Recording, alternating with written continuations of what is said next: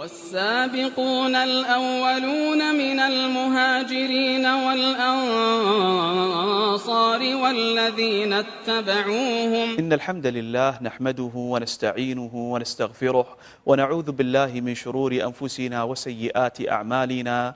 من يهده الله فلا مضل له ومن يضلل فلا هادي له، وأشهد أن لا إله إلا الله وحده لا شريك له، وأشهد أن محمدا عبده ورسوله. أما بعد، أيها الإخوة الكرام والأخوات الكريمات، أهلا وسهلا ومرحبا بكم في برنامجكم السابقون الأولون، والذي نتكلم فيه عن شيء من سير الصحابة الكرام وشيء من مناقبهم رضي الله تعالى عنهم وأرضاهم. أسأل الله أن يجعل هذه المجالس في صحيفة حسناتنا، وأن ينفعنا بها يوم لا ينفع مال ولا بنون إلا من أتى الله بقلب سليم. سوف يكون كلامنا بإذن الله عز وجل في هذا اليوم عن الصحابي الجليل عثمان بن عفان رضي الله تعالى عنه وأرضاه. وقبل أن أتكلم عن نسب عثمان بن عفان، أود أن أذكر نسب النبي صلى الله عليه وسلم. هو محمد بن عبد الله بن عبد المطلب ابن هاشم ابن عبد مناف، هذا هو نسب نبينا صلى الله عليه وسلم. عثمان بن عفان بارك الله فيكم يلتقي بالنبي صلى الله عليه وسلم في عبد مناف، فاسمه عثمان ابن عفان ابن أبي العاص ابن أمية ابن عبد شمس ابن عبد مناف. هذا من جهة الوالد يلتقي بنبينا صلى الله عليه وسلم. وأما من جهة أم عثمان بن عفان فهي الصحابية أروى بنت كريس. أم أروى أي جدة عثمان لأمه اسمها البيضاء بنت عبد المطلب، وهي شقيقة عبد الله والد النبي صلى الله عليه وسلم. إذن عثمان بن عفان رضي الله تعالى عنه وأرضاه قريب النبي صلى الله عليه وسلم من جهة الأب ومن جهة الأم، وهذا شرف عظيم أعطاه الله عز وجل لهذا الصحابي الجليل. كان عثمان بن عفان بارك الله فيكم كما مر علينا الآن من أرفع الناس نسبا، وهو في قريش له مكانة ومنزلة عظيمة جدا، وكانت له وجاهة، وكان أهل مكة يحبونه حبا شديدا، حتى كانت المرأة إذا أرادت أن تلاعب صبيا لها صغيرا تقول: أحبك والرحمن حب قريش لعثمان. فانظروا كيف كان عثمان رضي الله تعالى عنه وأرضاه محبوبا عند سائر الناس، وكانت الناس بارك الله فيكم تحبه حبا عظيما. وكان رضي الله تعالى عنه وأرضاه معروفا بالثراء، وقد فتح الله عز وجل عليه فتحا عظيما، واستغل هذا المال فيما يقربه إلى الله عز وجل، وفي نفع الناس، وفي خدمة الضعفاء والمساكين، كما سيأتي معنا إن شاء الله تعالى. عثمان بن عفان رضي الله تعالى عنه وأرضاه نشأ في مكة، وكان في أيامه قبل بعثة النبي صلى الله عليه وسلم الناس على جاهلية وبعد عن الله عز وجل، يقارفون كذا وكذا مما حرم الله سبحانه وتعالى. عثمان بن عفان رضي الله تعالى عنه وأرضاه كان مترفعا مبتعدا عن هذه الرذائل التي كان يفعلها أهل الجاهلية، فقد نشأ في عفة وبعد عما حرم الله سبحانه وتعالى، مع أنه لم يسلم إلى الآن بعد. لما بعث النبي صلى الله عليه وسلم دعاه أبو بكر الصديق إلى الدخول في الإسلام، فدخل عثمان بن عفان رضي الله تعالى عنه في الإسلام، وشهد أن لا إله إلا الله وأن محمد رسول الله. حتى يذكر بعض أهل السيرة والعلم بالتراجم والذين كتبوا في سيرة عثمان بن عفان رضي الله تعالى عنه وأرضاه أنه من أول من أسلم وآمن بالنبي صلى الله عليه وسلم، فقد يكون هو الرجل الرابع الذي أسلم وآمن بنبينا صلى الله عليه وسلم بعد أبي بكر الصديق وعلي بن أبي طالب وزيد بن حارثة. بعد ذلك جاء إسلام عثمان بن عفان رضي الله تعالى عنه وأرضاه. وطبعا عثمان صحابي وأمه أيضا صحابية، وأما والده فلم يكن من الصحابة الكرام ومات قبل أن يؤمن ويسلم بالنبي صلى الله عليه وسلم. ماتت أم عثمان في خلافة عثمان رضي الله تعالى عنه وأرضاه. عثمان بن عفان لما دعاه أبو بكر الصديق للدخول في الإسلام أسلم مباشرة. وفي هذا تنبيه لنا أيها الأحبة الكرام أن من أجل نعم الله عز وجل على الإنسان أن يمن عليه بالقلب الخاشع الذي يخاف من الله عز وجل. كان من دعاء نبينا صلى الله عليه وسلم: اللهم إني أسألك قلبا خاشعا. ومن صفات عباد الرحمن أن الله عز وجل مدحهم فقال: والذين إذا ذكروا بآيات ربهم لم يخروا عليها صما وعميانا. انظروا بارك الله فيكم، بمجرد دعوة الصديق لعثمان بن عفان دخل مباشرة في الإسلام. هكذا هي القلوب الخاشعة الخاضعة لله سبحانه وتعالى. لذلك نتعلم من هذا فائدة رعاكم الله عز وجل. قد يكون عند الإنسان أخطاء وذنوب ومعاصي، هذه الأخطاء قد تكون موجودة عندي وموجودة عند فلان وموجودة عند فلانة، ولكن لا بد ألا نحرم أنفسنا من سماع الوعظ وسماع الذكر وسماع الكلام الطيب. فكم من إنسان ظن هو بحسب رأيه القاصر أن الهداية بعيدة عنه، ولكن بمجرد أن سمع شيئا من كلام الله وكلام النبي صلى الله عليه وسلم قذف الله عز وجل الحق في قلبه فأقبل على دين الله عز وجل. يحكى عن الفضيل بن عياض أنه كان مشهورا بقطع الطريق قبل أن يتوب إلى الله سبحانه وتعالى، فمرة سمع رجلا يتلو قول الله عز وجل: ألم يأن للذين آمنوا أن تخشع قلوبهم لذكر الله؟ قال: بلى قد آن، فعاد وتاب إلى الله سبحانه وتعالى. هكذا بارك الله فيكم كان عثمان بن عفان ذكره الصديق دخل مباشرة في الإسلام وشهد أن لا إله إلا الله وأن محمد رسول الله. وأيضا في هذا بيان لفضل أبي بكر الصديق رضي الله تعالى عنه وأرضاه. ما كان يعلم الصديق بأن عثمان سيكون له الشأن العظيم وسيصاهر النبي صلى الله عليه وسلم، فدعاه للإسلام، وبعد ذلك كتب الله عز وجل الخير العظيم.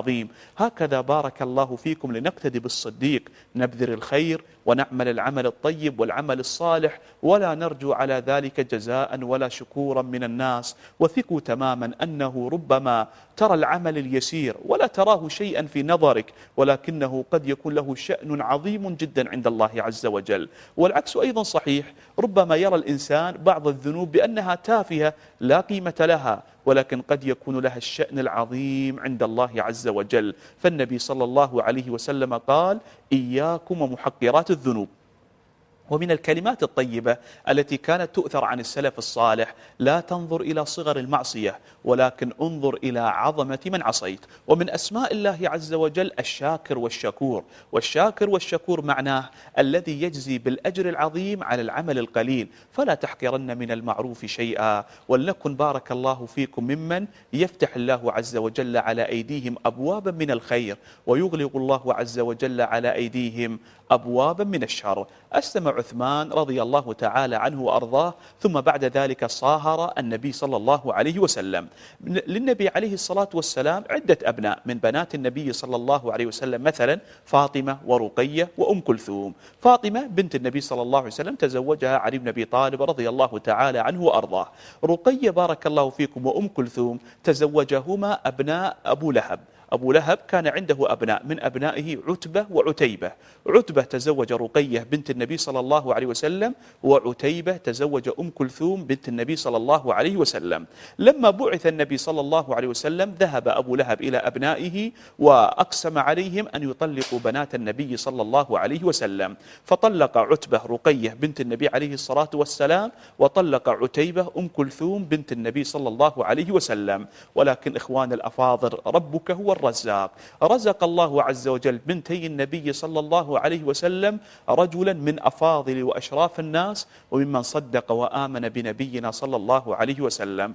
من هو هذا الرجل؟ هو عثمان بن عفان رضي الله تعالى عنه وأرضاه. لذلك إخواني وأخواتي نتعلم من هذا فائدة مهمة جدا. لا تظن بعض الأمور بارك الله فيكم أن فيها شرا كبيرا وشرا محضا فتكون الدنيا مسودة في وجهك. في ثنايا الألم ألم كبير، في ثنايا الألم أمل كبير جدا بالله سبحانه وتعالى. فالإنسان دائما ليحسن الظن بالله عز وجل، وليعلم بأن هذه الدنيا كما سيأتي معنا في سيرة عثمان بن عفان رضي الله تعالى عنه وأرضاه دار ابتلاء ودار امتحان، يمتحن الإنسان على قدر دينه، فإن صبر كان له الأجر العظيم. وأما إذا جزع الإنسان ولم يصبر وتكلم بالكلام الذي لا يليق عن قدر الله عز وجل وتقديره سبحانه وتعالى، فكل هذا مؤاخذ عليه الإنسان وسيسأل عن ذلك يوم لا ينفع مال ولا بنون إلا من أتى الله بقلب سليم.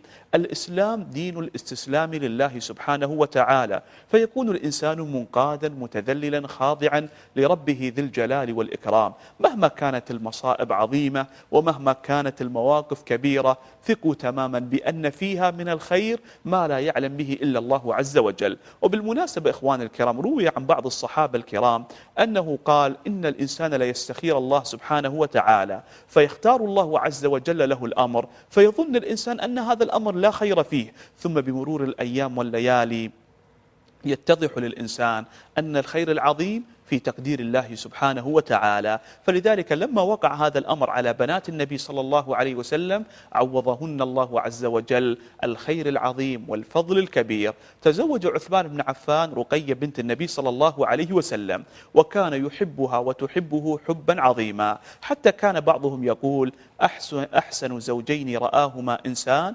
رقية وزوجها عثمان، من شدة حب عثمان لرقية ومن شدة حب رقية لعثمان رضي الله تعالى عنهم أجمعين. ورقية بنت النبي صلى الله عليه وسلم ولدت لعثمان بن عفان مولوده عبد الله، فكان عثمان بن عفان يكنى بأبي عبد الله وأيضا يكنى بأبي عمر، ويسمى عثمان بن عفان بذي النورين. قد يقول قائل من الإخوة والأخوات لماذا لقب عثمان بن عفان بذي النورين؟ لم يكتب الله عز وجل لأحد من الخلق أنه تزوج 2 من بنات نبي من الأنبياء إلا لعثمان بن عفان رضي الله تعالى عنه وأرضاه. يعني الأنبياء والرسل من آدم إلى محمد صلى الله عليه وسلم لم يتزوج رجل 2 من بنات نبي من الأنبياء إلا عثمان تزوج بنتي النبي صلى الله عليه وسلم. وهذا فضل عظيم وكبير أعطاه الله عز وجل لعثمان بن عفان رضي الله تعالى عنه وأرضاه. عثمان بن عفان رضي الله تعالى عنه وأرضاه لما آمن وأسلم لم يسلم أيضا من أذى كفار قريش. ماذا صنع عثمان؟ هاجر هو وزوجته رقية إلى الحبشة. انظروا بارك الله فيكم، بنت النبي صلى الله عليه وسلم تهاجر من مكة المكرمة إلى الحبشة. في الطريق إخواني وأخواتي كم لاقوا من أهوال ومن مصاعب ومن متاعب لا يعلم بها إلا الله عز وجل. كانوا من سكان مكة يرون حرم الله سبحانه وتعالى ويرون الكعبة المشرفة والبيت الحرام، ذهبوا إلى بلد لم تكن هذه البلد من بلدان العرب، وإنما كانت الحبشة، والطريق إليها صعبة والطريق إليها متعبة جدا. ومع هذا بنت النبي صلى الله عليه وسلم تتعرض إلى هذا الأذى العظيم، ولكنها كانت صابرة مؤمنة محتسبة مع زوجها عثمان بن عفان رضي الله تعالى عنه وأرضاه. وانظروا بارك الله فيكم إلى أي نوع من أنواع الأذية التي تعرض لها عثمان ورقية بنت النبي صلى الله عليه وسلم، وهم من أشرف الناس نسبا، وعثمان كان من أكثرهم مالا، فوصل بهم الأذى الذي تعرض له عثمان وزوجته رقية إلى أن يتركوا بلادهم ويخرجوا من مكة المكرمة متحملين كافة المصاعب والمتاعب خشية وفرارا من أذى كفار قريش، فقد خشوا على دينهم وفروا من الأذى العظيم الذي تعرضوا له من قبل كفار قريش. لما وصلوا إلى الحبشة بلغتهم الأخبار بأن كفار قريش تغيروا في تعاملهم مع النبي صلى الله عليه وسلم. رجعوا من الحبشة إلى مكة المكرمة، تفاجؤوا بأن الذي وصلهم لم يكن صحيحا ولم يكن صوابا، والأذى لا زال باقيا، بل كان الأذى عظيما الذي تعرض له النبي صلى الله عليه وسلم وأصحابه الكرام رضي الله تعالى عنهم وأرضاهم. فبعد ذلك هاجر عثمان بن عفان مرة أخرى بأهله من مكة المكرمة إلى المدينة النبوية. وفي هذا تنبيه لنا إخواني وأخواتي إلى أهمية الصبر في الحياة على جميع المصاعب وعلى جميع المتاعب. هؤلاء الصحابة الكرام تعرضوا إلى الأذى الكبير والأذى العظيم، ولكن بشرنا الله عز وجل إنما يوفى الصابرون أجرهم بغير حساب. والنبي صلى الله عليه وسلم قال وأن النصر مع الصبر. لما صبروا على قضاء الله وعلى قدر الله سبحانه وتعالى رفعهم الله عز وجل المكانة العظيمة والمكانة السامية. ثم بعد ذلك بارك الله فيكم تزوج عثمان، سيأتي معنا بعض التفاصيل، بعد وفاة رقية ببنت النبي صلى الله عليه وسلم أم كلثوم. وأيضا توفيت أم كلثوم بارك الله فيكم في حياة نبينا صلى الله عليه وسلم في السنة 9 من الهجرة النبوية الشريفة. نتعلم من هذا أيضا بارك الله فيكم حسن العلاقة بين عثمان بن عفان وبين نبينا صلى الله عليه وسلم. لما ماتت بنت النبي صلى الله عليه وسلم رقية، زوج نبينا صلى الله عليه وسلم بنته أم كلثوم لعثمان رضي الله تعالى عنه وأرضاه. هذا دليل على ثقة نبينا صلى الله عليه وسلم في عثمان، وحسن تعامل عثمان مع أهله وبنات النبي صلى الله عليه وسلم. ولو لم يكن تعامله طيبا حسنا راقيا ما زوجه نبينا صلى الله عليه وسلم 2 من بناته، بل كان نبينا صلى الله عليه وسلم يحبه حبا كبيرا عظيما. من الأعمال العظيمة التي وأكلت إلى عثمان بن عفان رضي الله تعالى عنه وأرضاه أنه كان من كتاب الوحي، فكان يكتب القرآن لنبينا صلى الله عليه وسلم، وهذا عمل عظيم جدا وثقة كبيرة جدا من نبينا صلى الله عليه وسلم في عثمان بن عفان رضي الله تعالى عنه وأرضاه. فالآن وسيأتي معنا أيضا موقف آخر، كل من يقرأ القرآن الأجر موصول بإذن الله عز وجل لعثمان بن عفان رضي الله تعالى عنه وأرضاه. إخواني الكرام، من المواقف والمحطات الكبيرة التي لا بد أن نتوقف عندها مع حياة عثمان بن عفان رضي الله تعالى عنه وأرضاه أن نتعلم بارك الله فيكم من الابتلاءات العظيمة التي تعرض لها عثمان بن عفان عليه رضوان الله تعالى. أولا بارك الله فيكم اشتد أذى كفار قريش عليه، فهاجر إلى الحبشة، ثم رجع إلى مكة المكرمة، فتبين له أن أذى كفار قريش لا زال موجودا. هاجر من مكة المكرمة إلى المدينة النبوية. لما وصل إلى المدينة النبوية بارك الله فيكم في السنة 2 من الهجرة توفيت زوجته رقية بعد أن أنجبت له مولودا اسمه عبد الله. في السنة 4 من الهجرة توفي ولده عبد الله. في السنة 9 من الهجرة توفيت زوجته أم كلثوم. أي قلب هذا إخواني وأخواتي يتحمل كل هذا البلاء في سنوات يسيرة جدا، تقريبا 10 أو 15 سنة يتعرض الإنسان لكل هذا البلاء. هل تكلم عثمان بالكلمة التي تغضب الله سبحانه وتعالى لما تعرض إلى هذا البلاء العظيم؟ أبدا، بل كان مثالا للعبد الصابر المحتسب الذي يرضى بقضاء الله ويصبر على حكم الله سبحانه وتعالى. قد يسمعني الآن بعض الأشخاص مرت بهم ظروف عظيمة جدا في حياتهم، تعرضوا إلى أذى من أقرب المقربين إليهم. تذكر عثمان بارك الله فيك تعرض إلى الأذى من أبناء عمومته من قبيلة قريش، وهؤلاء من أقاربه وأرحامه آذوه ليس لأجل أمر دنيوي، آذوه لأنه آمن بنبينا صلى الله عليه وسلم، بل بلغ بهم الأذى العظيم الذي تسلط على عثمان والصحابة الكرام أن يخرج الصحابة من بلدانهم خشية وفرارا من أذى كفار قريش عليهم.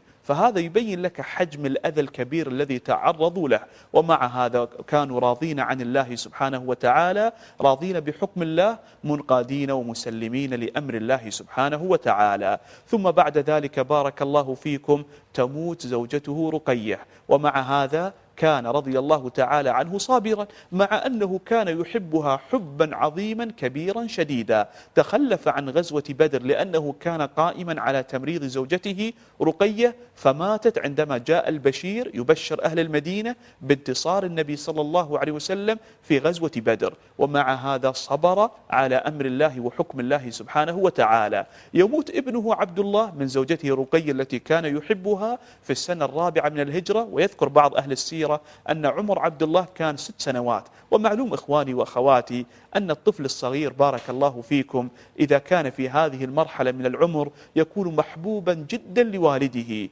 ومع هذا ضرب لنا عثمان أروع الأمثلة في الصبر على قضاء الله وقدر الله سبحانه وتعالى. في السنة 9 تموت زوجته أم كلثوم ولم ينجب منها ولم يرزقه الله عز وجل منها بأي مولود، ومع هذا يصبر على قضاء الله عز وجل وقدر الله سبحانه وتعالى. أقول هذا الكلام لبعض الأشخاص يبتلون ببعض الابتلاءات المختلفة المتعددة في هذه الدنيا، والدنيا كلها دار ابتلاء ودار امتحان. يقول الله عز وجل: أحسب الناس أن يتركوا أن يقولوا آمنا وهم لا يفتنون ولقد فتنا الذين من قبلهم فليعلمن الله الذين صدقوا وليعلمن ولنعلمن الكاذبين. بعض الأشخاص يبتلون في هذه الدنيا بالشيء اليسير، فتجد هذا الإنسان يجزع، وتجد هذا الإنسان ينكسر، ولا تجد عنده من الصبر والاحتساب على قضاء الله سبحانه وتعالى وقدر الله عز وجل. أذكر إخواني وأخواتي أنه اتصل علي بعضهم فشكى إلي كثرة وتتابع الابتلاءات عليه، فذكرته بالصبر على قضاء الله وقدره، ثم سألته بارك الله فيكم، قلت له: هل أنت تعاني من مرض من الأمراض؟ قال لا. زوجتك مريضة؟ قال لا. أبناؤك مرضى؟ قال لا. قلت: احمد الله عز وجل، فإذا رأيت حال أهل البلاء لعلمت أنك في عافية عظيمة جدا. لذلك قال نبينا صلى الله عليه وسلم: انظروا إلى من هو دونكم ولا تنظروا إلى من هو أعلى منكم، فإن ذلك أجدر ألا تزدروا نعمة الله عليكم. مهما وقع عليك من بلاء، ثق تماما بأن هناك أشخاص وقع عليهم أكثر مما وقع عليك بكثير، ولم يتكلموا بكلمة واحدة تغضب الله سبحانه وتعالى. بل بعضهم ما يشتكي، حتى يقول بعضهم: تموت النفوس بأوصابها ولم يدر عوادها ما بها. حتى أقرب المقربين لا يدرون ولا يشعرون ولا يعلمون عن هم هذا الإنسان. لماذا؟ لأنه يشكو بثه وحزنه إلى الله عز وجل، ودائما في حمد وثناء على الله جل جلاله وتعالى ملكه وسلطانه. بعض الناس يخسر في صفقة تجارية، يخسر الأموال الكبيرة والأموال العظيمة، ولكنه من آيات الله عز وجل في الثبات عند هذه المصيبة التي قد لا يثبت عندها كثير من الناس. بعض الأشخاص يتوفى بعض أبنائهم في حوادث سيارات، يحزن هذا الإنسان وقد يبكي حزنا وألما على فراق أبنائه، ولكنه لا يتكلم أبدا بالكلمة القبيحة التي تغضب الله سبحانه وتعالى. هذا هو الصبر بارك الله فيكم. صحيح الصبر إخواني الكرام، من السهولة أن نتكلم عن الصبر في المحاضرات الطويلة والمحاضرات الكثيرة والكلمات الكبيرة، ولكن إخواني وأخواتي في المواقف يظهر أثر إيمان الإنسان ويظهر الصابر من غير الصابر. والعصر إن الإنسان لفي خسر إلا الذين آمنوا وعملوا الصالحات وتواصوا بالحق وتواصوا بالصبر. إخواني وأخواتي بارك الله فيكم، ومن الأعمال العظيمة التي كان عثمان بن عفان رضي الله تعالى عنه وأرضاه يعتني بها عناية عظيمة، أنه كان له العناية التامة الكبيرة بكلام الله سبحانه وتعالى. كان عثمان بن عفان رضي الله عنه من حفاظ القرآن، يحفظه كاملا، وكان بارك الله فيكم من أهل الإتقان للقرآن الكريم. هو راوي الحديث: خيركم من تعلم القرآن وعلمه، عن نبينا صلى الله عليه وسلم. وكان يقرئ ويعلم الصحابة القرآن الكريم، كما ذكر بعض ذلك أهل السير والتراجم الذين اعتنوا بترجمة عثمان بن عفان رضي الله تعالى عنه وأرضاه. بل بلغ من شدة عناية عثمان بن عفان بالقرآن أنه كان يختم القرآن الكريم كاملا في الركعة الواحدة. لا تستغربوا من هذا الأمر بارك الله فيكم، لأن نفوسنا ما تعودت على الطاعة وما تعودت على التقوى بهذا الشكل الكبير، وما جعلت قرة عيوننا في الصلاة بارك الله فيكم، قد نستعظم مثل هذا الأمر. لعل قائل يقول: وهل الوقت يتسع أن يختم الإنسان القرآن في ليلة واحدة؟ حفاظ القرآن ومن جرب ويعني عانى مثل هذه الأشياء كان هذا ديدنه وحاله، يجد بأن هذا الأمر ممكن جدا للغاية، خاصة في ليالي الشتاء الطويلة. إذا بدأ الإنسان بارك الله فيكم من بعد صلاة العشاء، فإنه قطعا ولا شك ولا ريب إذا كان من أهل القرآن الحاذقين المتقنين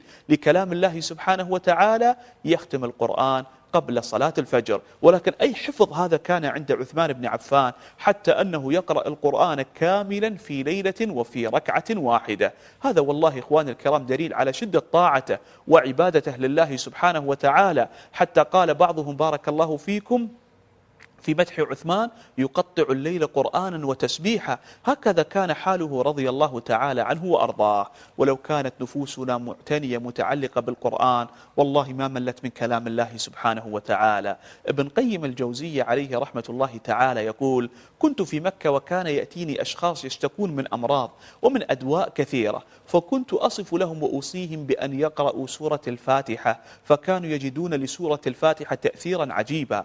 القرآن بارك الله فيكم فيه شفاء وفيه حياة لقلوبنا وحياة لأبداننا. والله نحن نقصر مع القرآن العظيم. الآن الواحد منا مع الهواتف الذكية والأجهزة الذكية قد انشغلنا بها انشغالا كبيرا، من موقع إلى موقع، ومن وسيلة من وسائل التواصل إلى وسيلة أخرى، ولكننا لا نجد الوقت ولو 5 دقائق كي نقرأ في كلام الله سبحانه وتعالى. وأما عثمان بن عفان رضي الله تعالى عنه وأرضاه كان معتنيا بكلام الله، بل لما قتل كما سيأتي معنا إن شاء الله تعالى كان يقرأ كلام الله سبحانه وتعالى: اجعل أنيسك قرآنا ترتله وقت النهار وفي ليل وفي سحر. هل المصاحف إخواني وأخواتي الآن في بيوتنا قد علاها الغبار وأصبحنا لا نقرأ القرآن إذا قرأناه إلا في رمضان؟ أليس هذا تقصير كبير منا؟ بارك الله في الجميع. نجد أحيانا وإذا دخلنا المسجد مبكرين بعض كبار السن ممن لم يؤتوا حظا كبيرا من التعلم والتعليم تجده ملازما للمسجد يقرأ كلام الله عز وجل ويقلب في المصحف الشريف وينظر ويتأمل في كلام الله عز وجل. بل ليس هذا فقط، بل بعضهم إذا قرأ القرآن يتأثر ويبكي، والنبي صلى الله عليه وسلم ذكر بأن من العيون التي لا تمسها النار عين بكت من خشية الله عز وجل. وبعضهم يقرأ القرآن الكريم في مجلس لا يراه به أحد فيبكي خشية وتعظيما لما يقرأ كلام الله عز وجل المنزل من عنده سبحانه وتعالى. والنبي صلى الله عليه وسلم ذكر أن من السبع الذين يظلهم الله في ظله يوم لا ظل إلا ظله: ورجل ذكر الله خاليا ففاضت عيناه. هكذا كان الصحابة الكرام يعتنون بكلام الله عز وجل، لأنهم نشأوا وتربوا على يد النبي صلى الله عليه وسلم الذي كان يعتني عناية عظيمة بكلام ربنا عز وجل. أيها الآباء الكرام وأيتها الأمهات الكريمات، ألا تريدون أن يقرأ أبناؤنا القرآن الكريم كاملا في صلاة الليل وفي تهجدهم والسنن والرواتب والنوافل فضلا عن الفرائض، لنحفظهم القرآن الكريم ولنعلمهم كلام الله سبحانه وتعالى؟ والله إن أبناءنا، وهذا أمر أتكلم عن واقع رأيته ولمسته، عندهم رغبة وهمة كبيرة جدا، وعندهم حافظة أفضل من حافظة كثير من الكبار. ولكن أيها الأحبة الكرام، نحن نقصر في تعليم أبنائنا كلام الله سبحانه وتعالى. كم من الأبناء الصغار حفظوا القرآن الكريم وبعضهم في عمر 14 و15، وبعضهم في المرحلة الثانوية، لأنهم وجدوا اهتماما من الأب ووجدوا اهتماما من الأم. عثمان بن عفان كان معتنيا بالقرآن الكريم وحافظا لكلام الله عز وجل. تريد من أبنائك أن يسيروا على خطى الصحابة الكرام رضي الله تعالى عنهم وأرضاهم؟ إذا نشئوهم على حب القرآن وعلموهم حب كلام الله سبحانه وتعالى. وفي طريقة عثمان بن عفان بارك الله فيكم في قراءة القرآن وختمه كاملا في ركعة واحدة يوتر بها، في هذا تنبيه لي من يرغب في حفظ القرآن الكريم. إذا أردت أن تتقن وتضبط حفظ القرآن الكريم عليك بالإكثار من قراءة كلام الله عز وجل في أثناء الصلاة، فإن حافظ القرآن إن قام به في الصلاة في الليل والنهار لم ينسه، وإن لم يقم به في الصلاة نساه. هذا معنى حديث النبي صلى الله عليه وسلم. فلذلك النصيحة لكل من يرغب في حفظ كلام الله عز وجل: اقرأه في الصلاة بارك الله فيك. بعض الناس جزاهم الله عز وجل كل خير يحفظ 5 أجزاء مثلا من القرآن الكريم، أو يحفظ 3 أجزاء من القرآن الكريم، تجده في كل صلاة يقرأ من موضع من هذه الأجزاء التي يحفظها، فهذا يكون حفظه متينا قويا بإذن الله عز وجل. بل ذكر لي بعض حفاظ القرآن قال لي: الآن أنا أراجع كل القرآن وكامل القرآن أراجعه فقط في الصلاة. لاحظوا بارك الله فيكم من كان يصلي صلاة الليل ويصلي صلاة الضحى ويحافظ على السنن الرواتب ويصلي تحية المسجد ويصلي بارك الله فيكم الفرائض ويتنفل لله سبحانه وتعالى ويصلي سنة الوضوء مثلا، كم سيقرأ من القرآن وكم سيراجع من كلام الرحمن؟ يذكر لي بعض حفاظ القرآن فيقول: الآن لا ألمس المصحف الشريف، وإنما أقرأ كله، وإنما تكون قراءته للقرآن كلها من حفظه، وهذا فضل عظيم جدا من ربنا سبحانه وتعالى. أيضا في طريقة وصنيعة عثمان بن عفان رضي الله تعالى عنه وأرضاه، وأنه كان يحيي الليل ويقوم ويصلي من الليل، تنبيه لنا إخوان الكرام أن نكثر من الصلاة في الليل، وأن نصلي ولو الشيء اليسير في الليل بارك الله فيكم. كما قال بعضهم: يا رجال الليل جدوا، رب داع لا يرد، ما يقوم الليل إلا من له عزم وجد. وهذا بارك الله فيكم دليل على إيمان الإنسان، عندما بارك الله فيكم يخلد الناس إلى النوم فيقوم هذا الإنسان ويصلي لله عز وجل ولو الركعات اليسيرات، فإن في ذلك من الأجر والفضل والبركة والخير ما لا يعلم به إلا ربنا عز وجل. تتجافى جنوبهم عن المضاجع يدعون ربهم خوفا وطمعا.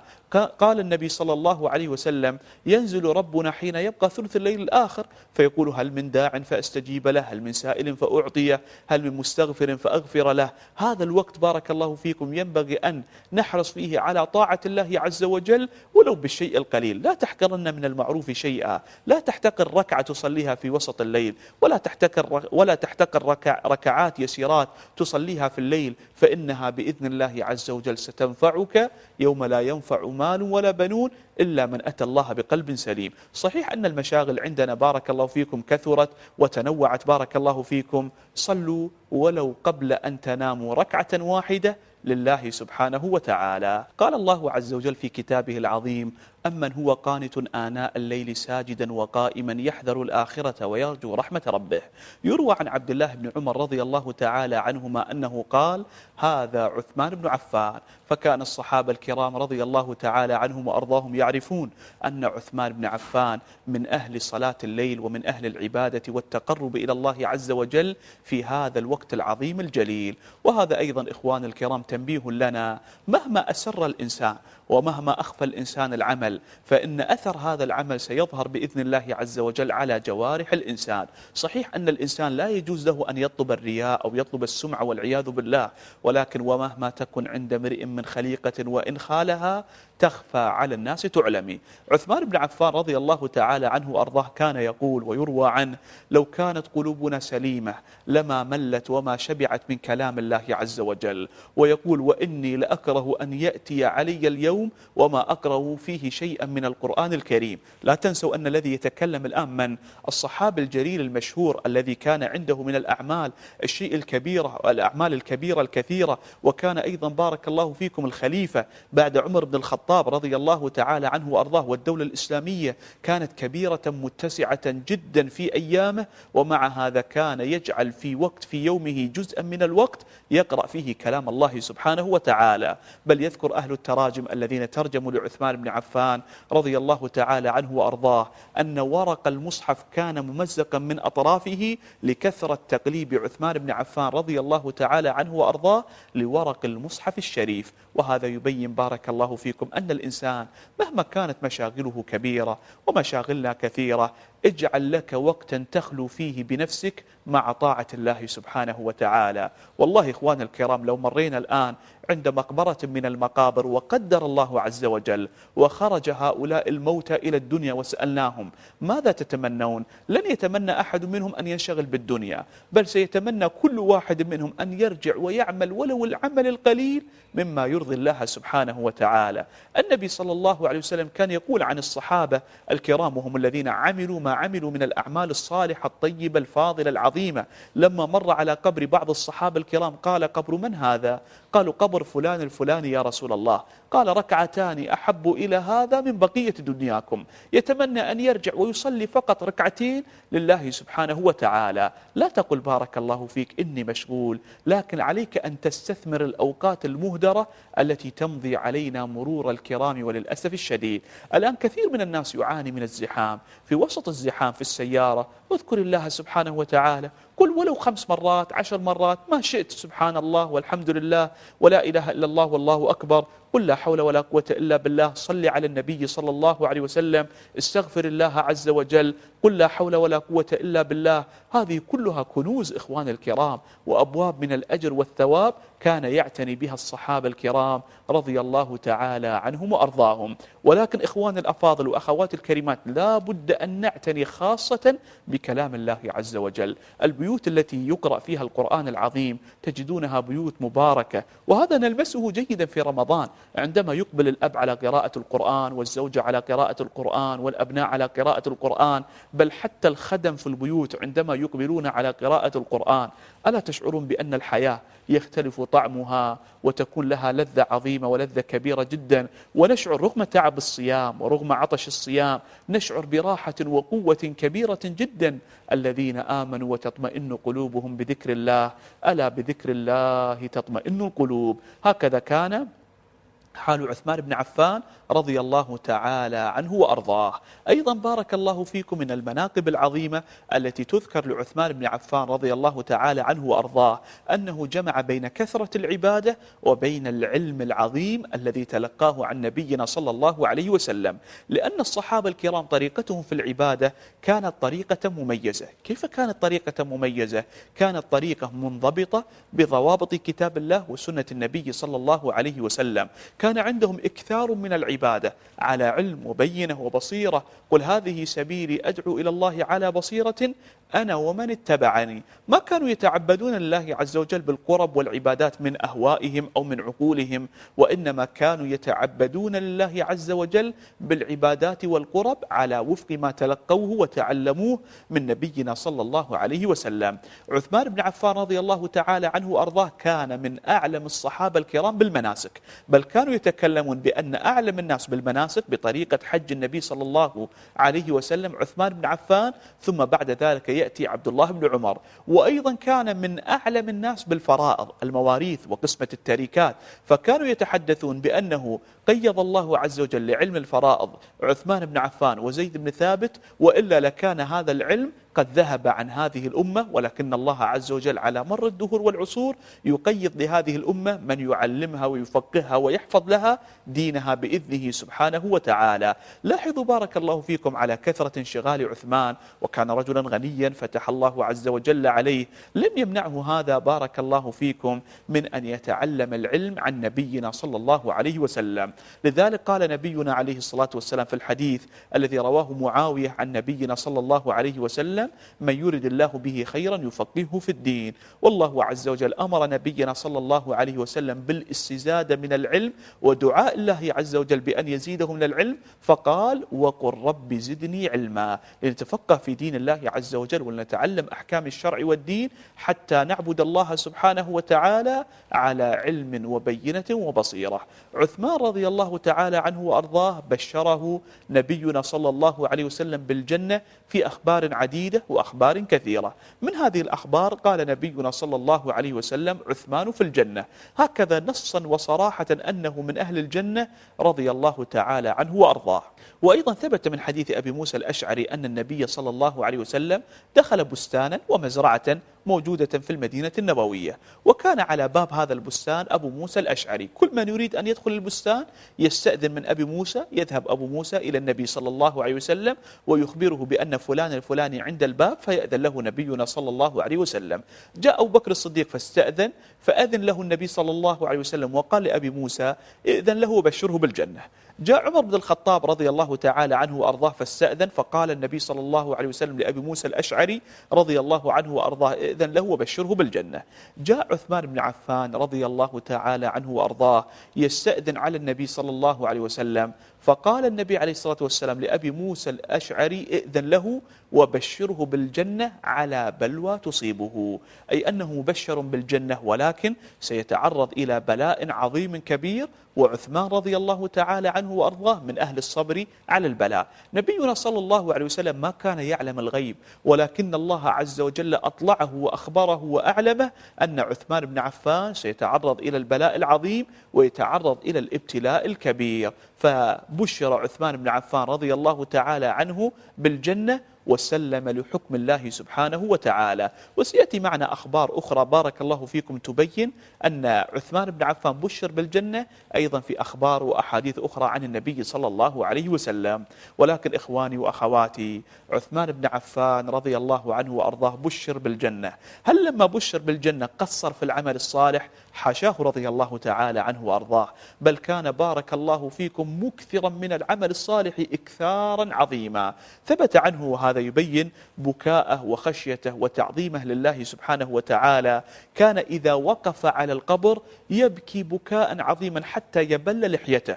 يقول له الناس: يا أمير المؤمنين، يا أيها الصحابي الجليل، يا صهر النبي صلى الله عليه وسلم، إذا ذكرت الجنة والنار لم تبكي، ما بالنا إذا سمعناك تذكر القبر بكيت هذا البكاء العظيم؟ قال: سمعت النبي صلى الله عليه وسلم يقول: القبر أول منزل من منازل الآخرة، فإن نجا منه العبد نجا فيما سوى ذلك، وإن لم ينجو العبد من هذا المنزل الأول فبعد ذلك يا ترى كيف سيكون حاله. ثم قال عثمان: سمعت النبي صلى الله عليه وسلم يقول: ما رأيت منظرا قط إلا والقبر أفظع منه. عثمان بن عفان بشر بالجنة، ومع هذا يبكي هذا البكاء العظيم تعظيما وخشية لله سبحانه وتعالى. هذا دليل على ماذا؟ دليل على أن هذه القلوب امتلأت حبا وتعظيما لله عز وجل، وأنها تدعو الله سبحانه وتعالى رغبا ورهبا، ما تدعوه فقط بالخوف وتعبده فقط بالخوف، ولا تعبد الله سبحانه وتعالى فقط بالرجاء، تخاف من ذنوبها ومعاصيها وتخاف الله عز وجل، لأنه سبحانه وتعالى الجبار المنتقم العزيز القوي المجيد. وأيضا ترغب في أجر من الله وفضل منه سبحانه وتعالى، لأنه ربنا الرؤوف الكريم المنان الوهاب الرزاق. ربنا لا نحصي ثناء عليك أنت كما أثنيت على نفسك. وفي هذا تنبيه لنا بارك الله فيكم. بعض الناس سامحهم الله عز وجل إذا فعل الأعمال الطيبة والأعمال الصالحة نسي بأن الله عز وجل شديد العقاب، وأن الله عز وجل جبار قوي منتقم، فيبدأ يتكبر على الناس ويظن بأن هذه الأعمال الصالحة جاءته، وأن هذه الأعمال الصالحة قد وقعت إليه بسبب تعبه وبسبب أنه مؤمن قد حاز الدرجات العالية من الإيمان. ما يعلم هل تقبل الله عز وجل منه هذا العمل أو لم يتقبل منه ربنا سبحانه وتعالى هذا العمل. وهذا داء يصاب به بعض الناس، الغرور الذي يصاب به بعض أهل الصلاح ممن أقبلوا على العبادة دون النظر بارك الله فيكم إلى موضوع الخشية والتعظيم والإجلال لله سبحانه وتعالى، باب خطير جدا من أبواب الشيطان. وبعض الناس ممن يعصي الله سبحانه وتعالى ماذا يقول؟ عصيت الله عز وجل كثيرا، إذن خلاص انتهى الأمر، ويقول عن نفسه بأنه من أهل النار ومن أهل جهنم وبئس المصير. وهذا أمر سيء جدا وليس بصواب. الصواب أن يكون الإنسان مقبلا خائفا من الله عز وجل، يرغب ويحسن الظن بالله سبحانه وتعالى. الله عز وجل كريم منان رؤوف غفور ودود رزاق، يرزق عباده الرحمات والخيرات والبركات. وأيضا الله عز وجل شديد العقاب. نبئ عبادي أني أنا الغفور الرحيم وأن عذابي هو العذاب الأليم.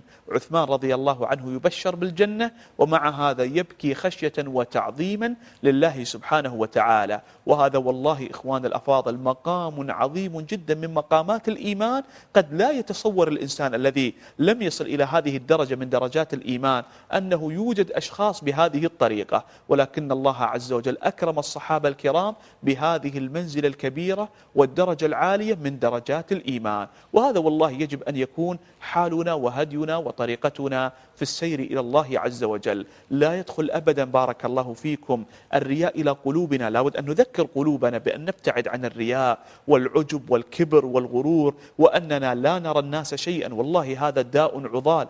والمصيبة إخواني الكرام، وأقولها بكل صراحة، إذا صدر أو بدر أو ابتلي بهذا الداء العضال من كان مقبلا على طاعة الله عز وجل، فيبدأ ينظر إلى الناس بأنهم وإن كانوا يشهدون أن لا إله إلا الله بسبب ذنوبهم ومعاصيهم أنهم كفار فساق من أهل النار، وأنهم كلهم في نار جهنم. والله ما كانت هذه طريقة النبي صلى الله عليه وسلم.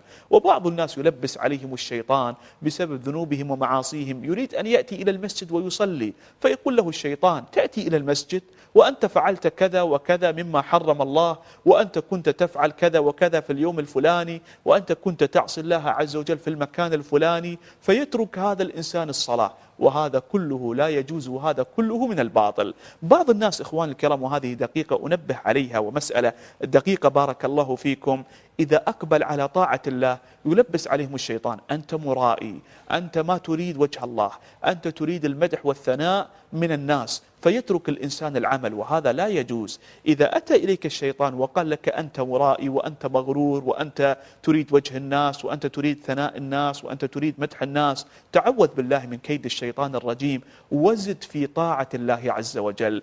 الشيطان قاطع طريق، يريد أن يقطعنا عن الخير، ويبعدنا عن الصراط المستقيم. والصحابة الكرام إخوان الكرام كانوا بشر مثلنا، والإنسان إخوان الأفاضل قد توسوس له نفسه بأشياء كبيرة، ولكنهم كانوا يعرفون بأن خير تعامل مع هذه الوساوس الشيطانية أن نقبل أكثر وأكثر على طاعة الله وعبادة الله سبحانه وتعالى. فما كان الصحابة الكرام إذا وسوس الشيطان لبعضهم أنتم كذا وكذا يستجيبون لهذه الوساوس أو ينقادون وينساقون لها، بل كانوا رضي الله تعالى عنهم وأرضاهم لتحقيقهم للدرجات العالية من الإيمان بالله عز وجل يتركون ولا يلتفتون أبدا لهذه الوساوس، ويقبلون على طاعة الله ويقبلون على عبادة ربنا سبحانه وتعالى. فلذلك بارك الله فيكم نرجو فضل الله ونخاف عقاب الله عز وجل، وندعو الله سبحانه وتعالى دائما ربنا تقبل منا. إبراهيم وإسماعيل عليهما الصلاة والسلام كانا يبنيان الكعبة المشرفة، وماذا يقولان؟ ربنا تقبل منا إنك أنت السميع العليم. انظروا بارك الله فيكم، هؤلاء أتوا بهذه الأعمال العظيمة مع أنهم من الرسل والأنبياء، ومع ذلك يسألون الله عز وجل أن يتقبل أعمالهم. فتشبهوا إن لم تكونوا مثلهم إن التشبه بالكرام فلاح. أسأل الله العظيم رب العرش العظيم أن يوفقنا لكل خير، وأن يمن علينا بصحبة نبينا صلى الله عليه وسلم، وصحبة أبي بكر وعمر وعثمان وعلي في الفردوس الأعلى مع آبائنا وأمهاتنا وأزواجنا وذرياتنا وولاة أمرنا. والله تعالى أعلم، وصلى الله وسلم على نبينا محمد وآله وصحبه أجمعين.